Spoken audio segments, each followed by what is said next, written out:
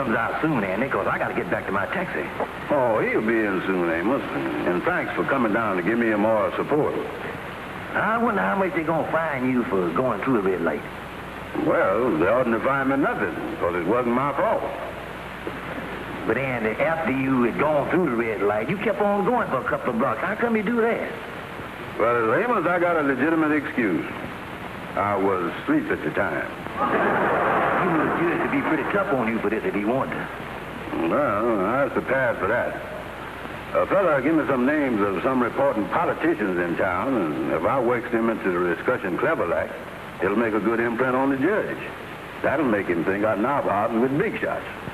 I got the names written down here. Oh, Andy, I don't think you ought to do nothing like that. You know that ain't right. But now listen, Amos. Hear ye, the municipal court of the city of New York, section 102. The court is now in session. The city of New York versus Andrew H. Brown, traffic violation. The defendant will approach the stand.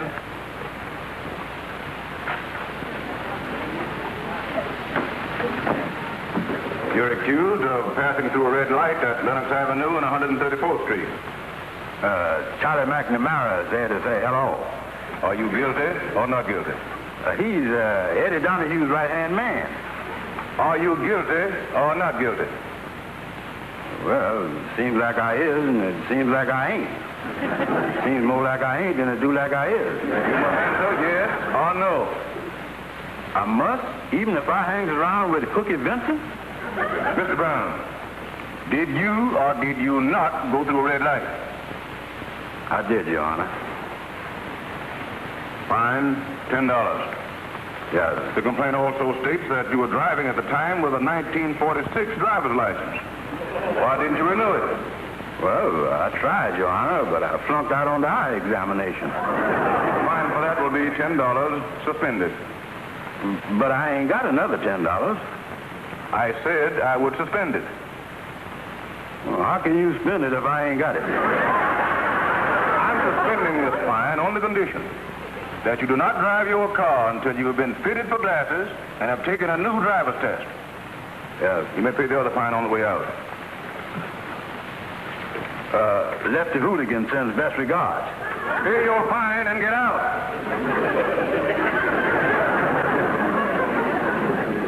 Well, here it is right here in the paper. Andy ain't going to be allowed to drive his car no more till he has his eyes tested for glasses. Then he got to take a new driver's test. Then on top of that, he got fined $10 for driving through a red light. Well, that'll never happen to you. No, I'm a good driver, all right. Driving is second nature to me. I drive like I parked the car. Yeah, the flat tire. That isn't what I mean, George.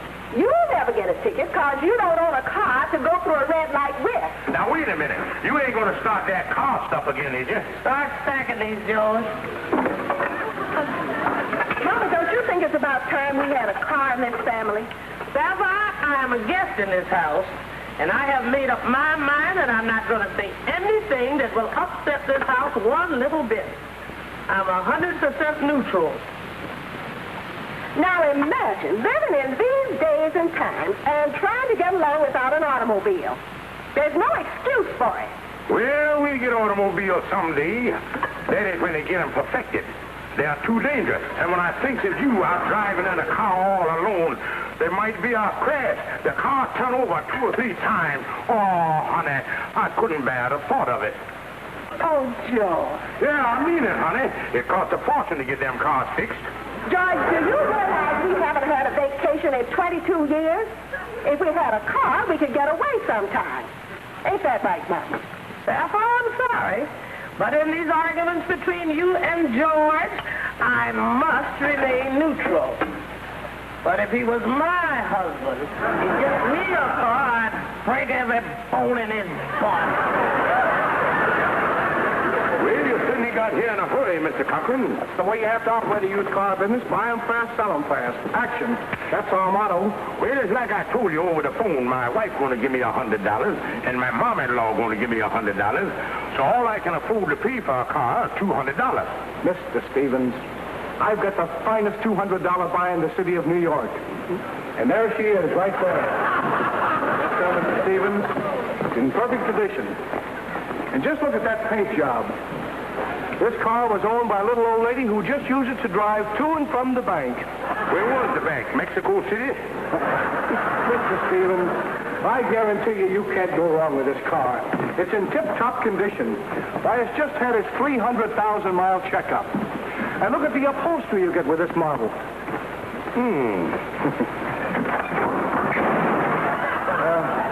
That's one of the features I was just coming to. If you park your car too far away from the curb, you just turn the door handle and you've got a ramp right into your car. Mr. Cochran, that little old lady what owned this car, she didn't drive in jalopy races on the side, did she? Stevens, I'm glad to see that you've got a sense of humor.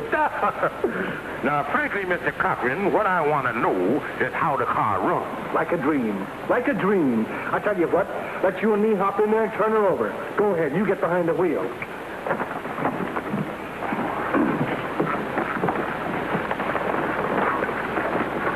Now, you just step on the starter and you'll hear a motor that purrs just like a kitten.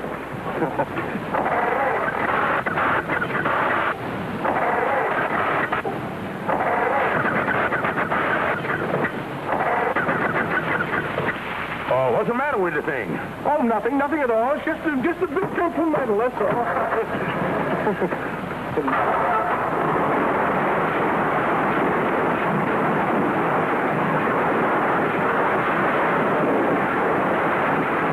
Let me out of here!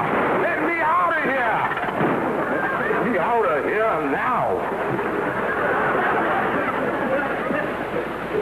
Oh, what happened? Well, nothing. It's just a little dirt in the carburetor. Yeah, I had heard of dirty carburetors, but that is the filthiest carburetor I done ever heard of.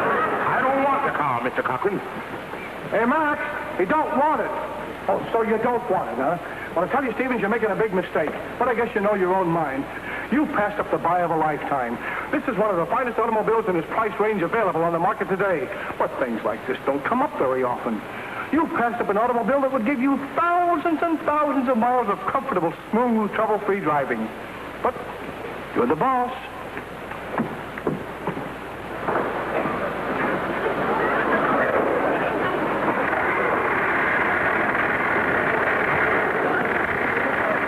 Hi, Kingfish. Hi, Calhoun. What's eating you, Bud? You look like you did the day they told you your mother-in-law was going to live. Calhoun, I in a mess of trouble. Yeah? Sapphire and her mama want to tour the country in a car, and I ain't got enough money to buy a car that'll hold up. You know, it looked like everybody's having car trouble today. I just left Andy, and he told me that the judge ain't gonna let him drive his car no more till he takes a new driver's test with glasses.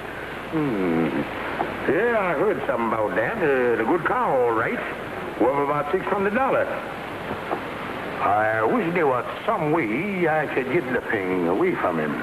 Well, now, there's two ways that you might be able to get that car away from Andy.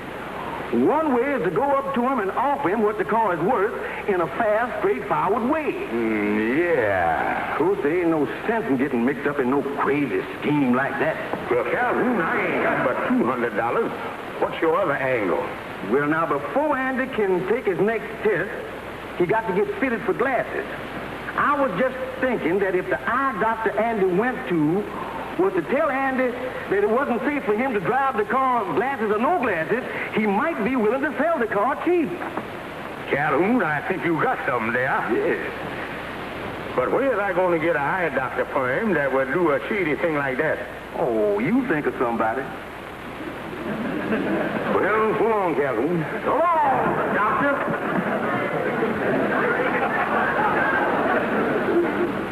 Yeah.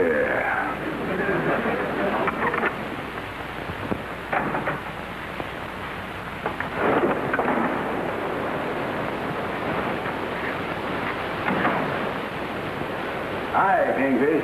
What you looking at? Oh, I'm just looking down there at the Lincoln Field, Andy, 6 blocks away with my normal vision. Oh. I want to see what time the prices change. I've got to get down there before 6 o'clock, or they go up 25 cents. Wait a minute, Kingfish. How can you read that sign from here? I can hardly see the theater. Just a normal vision, Andy. Look at them 3 ants crawling around on that telephone pole over there. Well, I don't see nothing. One of them got a crumb of bread in his mouth. Whole wheat.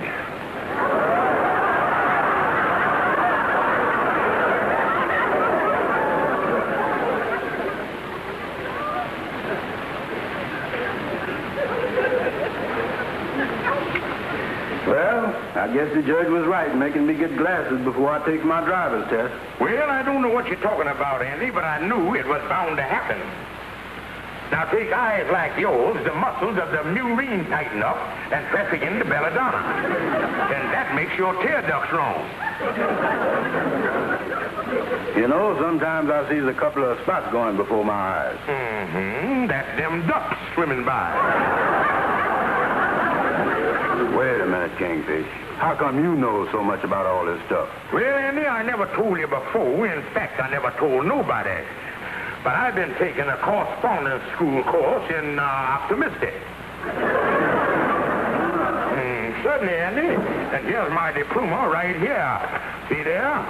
Where it says I'm a full-fledged obstetrician. Look, Kingfish, I got to go to an eye doctor to get fitted for glasses before I take my driver's test. I guess you was as good as any other man. Well, Andy, when you taking this test? Tomorrow morning. Well, that gives us plenty time. Why don't you stop in here this afternoon about 4 o'clock? Then I'll have in all my tools and equipment, and then I can really take care of you. 4 o'clock, huh? You couldn't make that 3 o'clock, could you, Kingsley? Oh, no, Andy. I'll press for time as it is. I got a reporting operation to perform before I take you. I got to remove a cataract from a man's eye.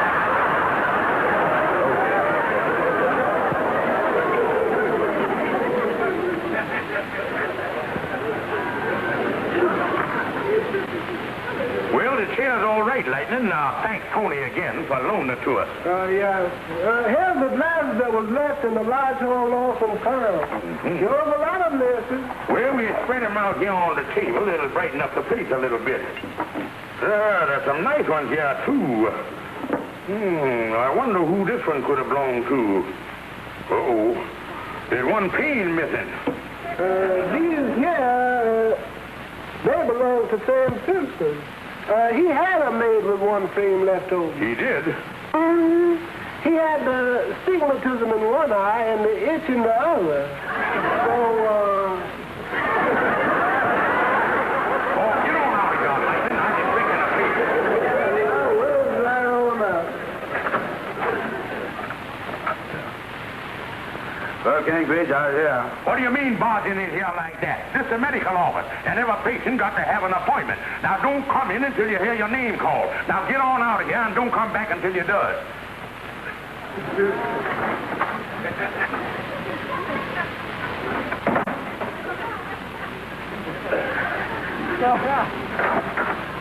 Mr. Andrew H. Brown, please. Well,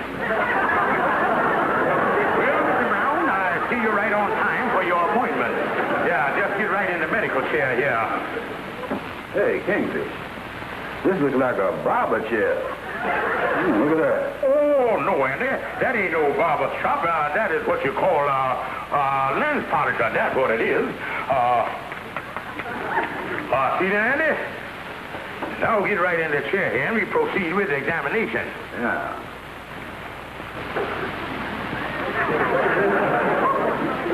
Yeah, I guess I'll take a look here.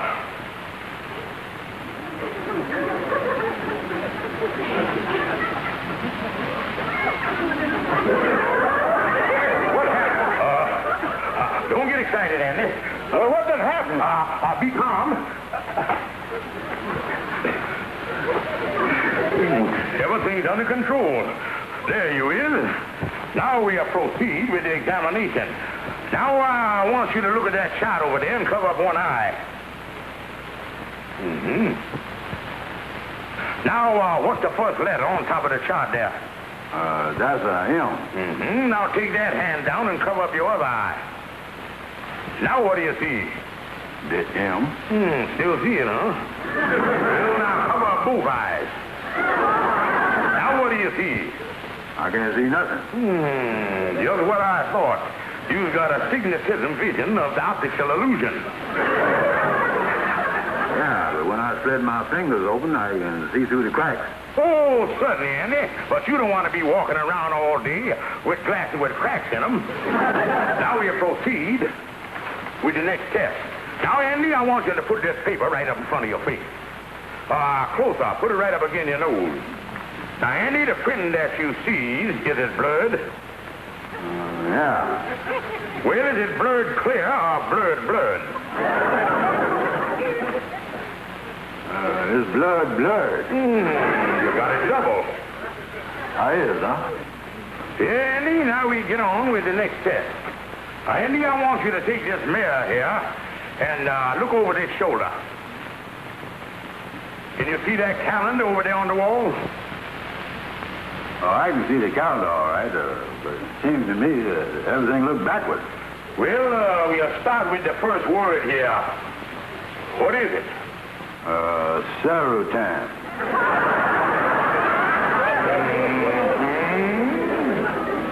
Just what I expected. Well, what you mean?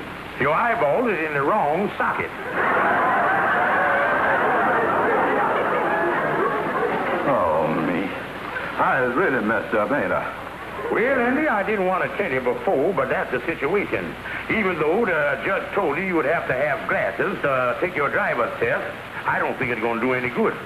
Now, in my own professional opinion, you driving a car with or without glasses is a menace to society. Oh, me. But, Andy, I know what worrying you. You does? Yeah, you giving up driving and you are stuck with a car in the fallen automobile market.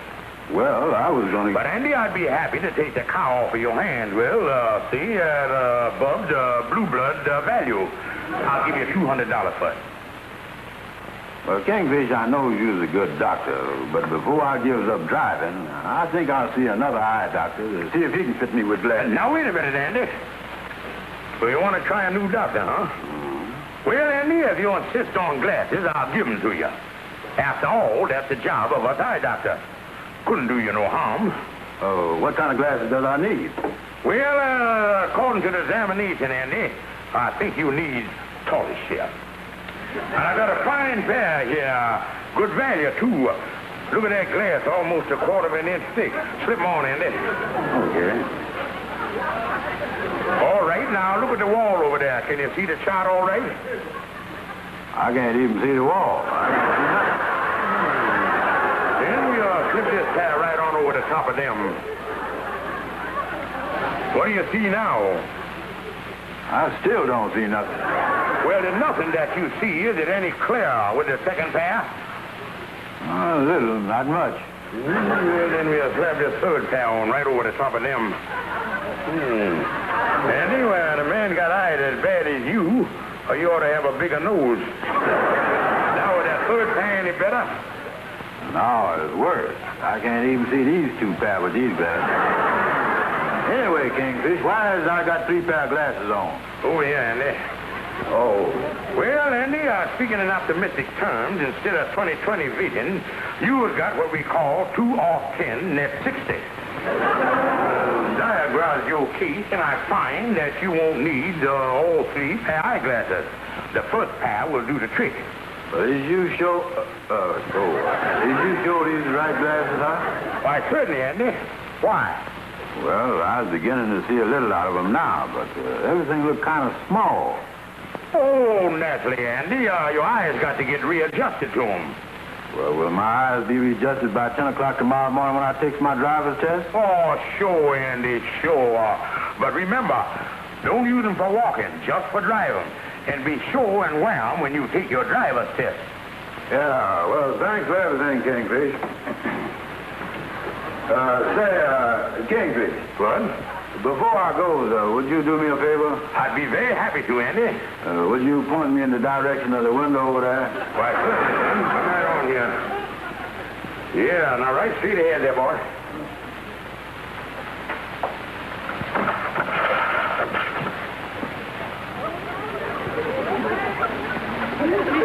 Kingfish. Yeah? You know them 3 hands you was talking about? I think I see one of them now. 180, 190, $200. Oh, that's great, honey. And I guarantee you, by tomorrow morning, we'll have a nicer car than anyone would want to see. Well, now, just how you going about getting this car, George? Oh, it's Andy's car, but the poor boy got to give up driving on account of his eyesight. Of course, the doctor prescribed the best glasses, but there ain't a chance in the world of him passing the driver test. Oh, that's too bad. And the only thing you women got to worry about is where we're going on this trip. Well, I'd like to go back to Saratoga Springs again. I remember, Mama, when we were there before, you were very sick. But the springs brought you right back to health. Well, suppose we go to Death Valley this time.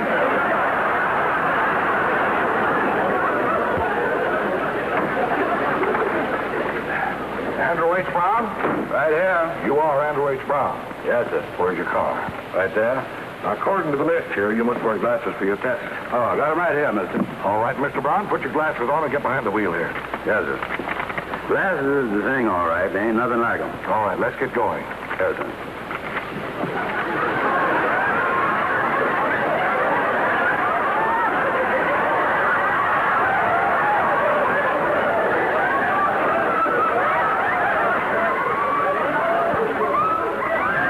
How do you like that? Somebody done stole my steering wheel.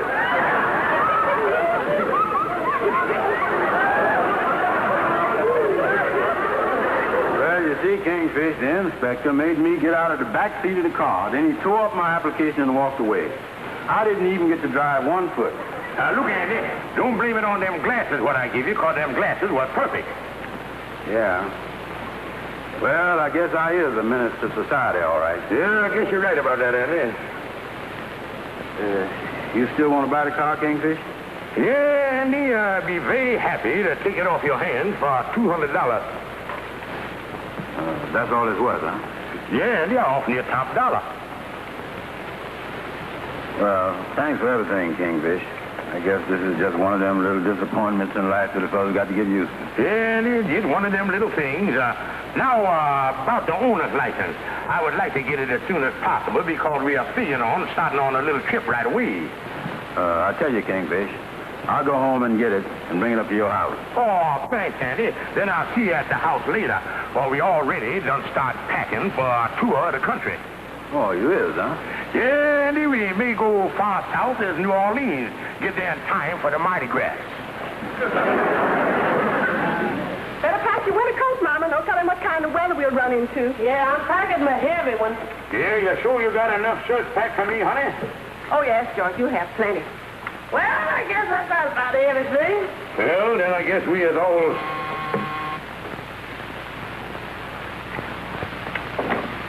Oh, did you bring the owner's license, Andy?